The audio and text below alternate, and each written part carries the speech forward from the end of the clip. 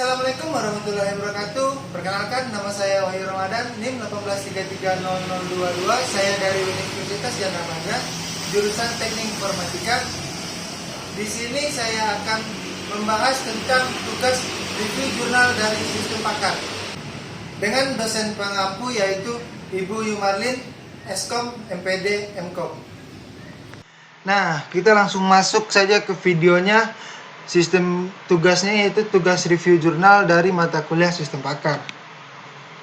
Nah,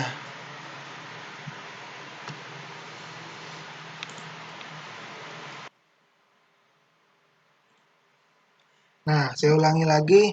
Perkenalkan, nama saya Wahyu Ramadan, NIM 1833002 dari Prodi Teknik Informatika Universitas Jana Madra.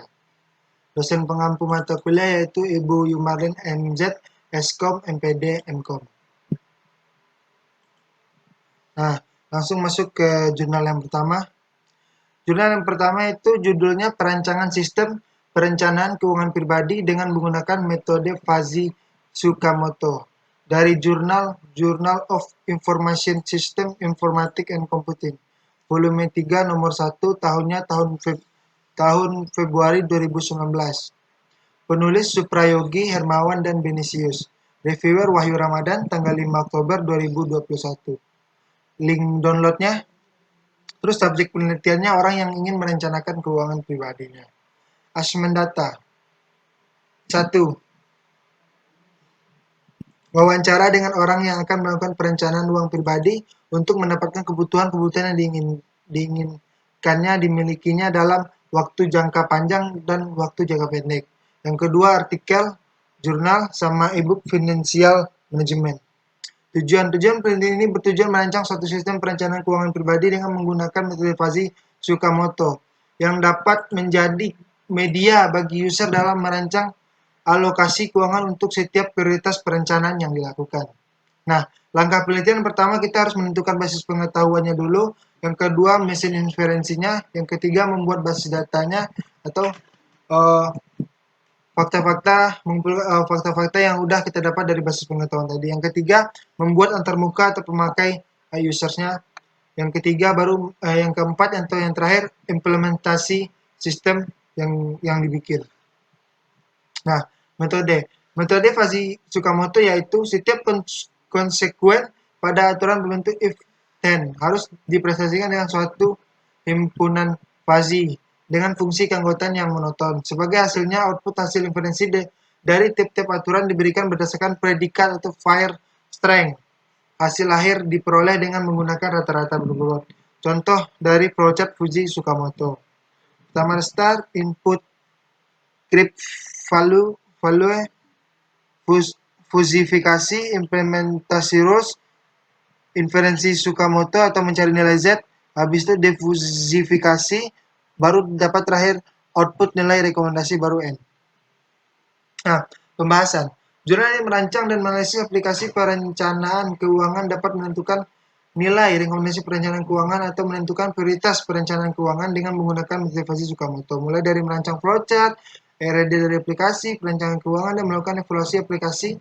Evaluasi yang digunakan adalah dengan perbandingan jumlah kesesuaian hasil rekomendasi prioritas antara metode Fuzzy Tsukamoto dan pakar. Setelah hasil rekomendasi prioritas perencanaan dilakukan dengan perhitungan persentase, perbandingan untuk melihat tingkat error dari hasil rekomendasi sistem. Nah, tabel dan sampel yang kita dapatkan dari hasil wawancara si user. Yang pertama, perencanaannya dia ingin membeli motor dalam jangka waktu 21 tahun, 2 tahun. Nah, beli baju, beli sepatu, jalan-jalan, beli tas, beli handphone, beli notebook, dan lain-lain. Skala kebutuhannya ada dari 4, 7, 5, 7, 9, 7, 8. Prioritas sistemnya ada 7, 2, 5, 4, 1, 3, 6, dan seterusnya. Nah, ini hasilnya, screenshot hasil dari aplikasi yang implementasi aplikasi sistemnya. Nah, kesimpulannya berdasarkan penelitian yang telah dilakukan, maka diperoleh faktor-faktor yang dapat mempengaruhi prioritas sesuai perencanaan adalah biaya, jangka waktu, skala, dan kebutuhan. Metode Fuzzy Tsukamoto dapat dijadikan sebagai alat untuk memberikan skor atau nilai rekomendasi terhadap perencanaan dengan memanfaatkan faktor-faktor tadi. Nilai dari setiap rekomendasi perencanaan dibandingkan dengan nilai rekomendasi perencanaan yang lainnya untuk menentukan ranking dari semua perencanaan keuangan yang telah dibuat.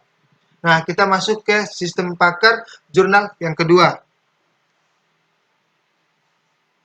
Nah, pertama, judul jurnalnya Sistem Pakar Berbasis Web dalam Perencanaan Keuangan Pribadi. Jurnal Politeknik Keuangan Negara STAN. Penulis Debrian Hud Sarangi, tahun 2019, reviewer Wahyu Ramadan, tanggal 5 Oktober 2021. Subjek penelitiannya orang yang ingin mencanangkan keuangan pribadinya. Asesmen data, wawancara dengan orang yang melakukan perencanaan keuangan pribadi untuk mendapatkan kebutuhan-kebutuhan yang dimilikinya dalam waktu jangka panjang dan jangka pendek. 2 artikel jurnal terdahulu, e-book finansial dan manajemen. Tujuan, untuk menjawab permasalahan masyarakat luas yang sebagian besar belum paham mengenai keputusan yang akan diambil bila memiliki rencana keuangan di masa yang akan datang. Nah, metode aplikasi sistem pakar dalam perencanaan keuangan pribadi ini menggunakan metode inferensi forward chaining karena lebih tepat dan lebih alami diterapkan dalam menyelesaikan permasalahan yang memiliki berbagai kemungkinan hipotesis. Nah, langkah penelitian pertama menentukan basis data, membuat mesin inferensi, membuat basis data, membuat antarmuka atau pemakai users, yang terakhir implementasi sistem. Nah, hasil dan pembahasan. Aplikasi sistem pakar dan perancangan keuangan pribadi ini menggunakan metode inferensi forward chaining karena lebih tepat dan lebih alami diterapkan dalam menyelesaikan permasalahan yang memiliki berbagai kemungkinan hipotesis. Langkah-langkah dalam penerapan algoritma forward chaining dapat dijelaskan sebagai berikut. 1. Mencatat fakta yang diinput oleh pengguna. 2. Cek aturan atau rules pertama berupa pertanyaan pendahuluan. 3. Bila premis sesuai dengan kejawaban yang memerlukan detail pertanyaan lebih rinci, maka akan ditampilkan ke pengguna dan menyimpan jawaban yang pertama. Setelah itu, proses dilakukan iterasi ke nomor 2 dengan mengecek rule berikutnya dan menyimpan jawaban pengguna. 4. Bila premis yang diuji memiliki jawaban yang tidak sesuai, maka cek apakah ada rule yang harus diuji kembali ke pengguna. Bila ada rule lagi, maka akan dicek kembali ke pertanyaan nomor 2. Bila ada pertanyaan yang dapat diuji lagi ke pengguna, maka program selesai dan mengirimkan semua jawaban dan sistem akan melakukan kalkulasi. Nah, hasil aplikasinya. Ini from utama sistem pakar, ada from kesimpulan analisis, terus ada from diagnosa dan penjelasan. Ini tabel keputusan investasi.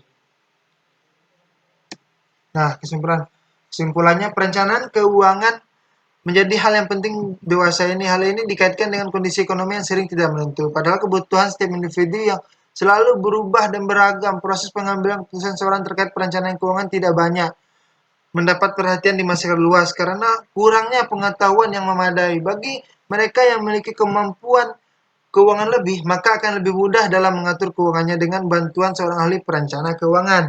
Keterbatasan akses dan sumber daya yang besar untuk mendatangkan seorang pakar ini yang sering membuat banyak orang enggan untuk mendatangkan seorang ahli. Kalkulasi yang baik dan menghasilkan keputusan yang baik pula, sehingga memperkecil risiko atas keputusan investasi yang akan diambil. Nah, kita masuk ke jurnal yang ketiga. Judulnya Perencanaan Keuangan Pribadi pada Mahasiswa Fakultas Ekonomi dan Bisnis Universitas Papua. Jurnalnya itu Jurnal Nusantara Aplikasi Manajemen and Business. Volume 5 nomor 2 NISN 2528029 PISSN 2549-5291 tahun 2020. Penulis yaitu Roberto S. Lewar, Sarah Usman, Ted M. Syuruan. Reviewer Wahyu Ramadan, tanggal 5 Oktober 2021. Downloadnya, ini linknya. Terus subjek penelitian 290 responden mahasiswa Fakultas Ekonomi dan Bisnis Universitas Papua. Asesmen data wawancara dengan mahasiswa Fakultas Ekonomi dan Bisnis Universitas Papua. Perencanaan uang pribadi untuk mendapat kebutuhan-kebutuhan yang diinginkan dimilikinya dalam waktu jangka panjang dan untuk jangka pendek. Artikel jurnal e-book Financial Management.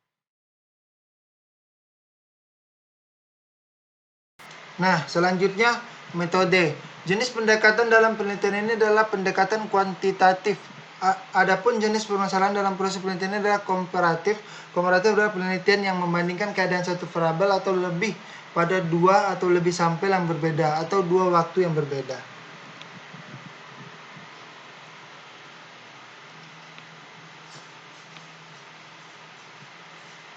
Nah, hasil dan pembahasan. Berdasarkan hasil pengujian hipotesis secara parsial atau uji T, variabel pembelajaran di perguruan tinggi yang mempunyai nilai signifikansi lebih kecil dari 5%, 0,014 kurang 0,5, sehingga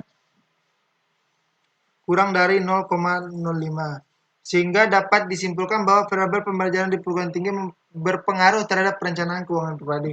Berdasarkan jawaban dikumpulkan dari responden, ternyata mahasiswa yang ada di Fakultas Ekonomi DESP ini sering belajar mata kuliah yang berkaitan tentang manajemen pengelolaan keuangan, mengerti dan memahami serta menerapkan pembelajaran tersebut di dalam kehidupan mereka seperti membuat dan melakukan perencanaan keuangan untuk satu periode tertentu, mencatat semua pengeluaran dan pemasukan pendapatan atau uang yang dimilikinya serta menyisihkan uang yang ada untuk perencanaan yang telah dibuatnya.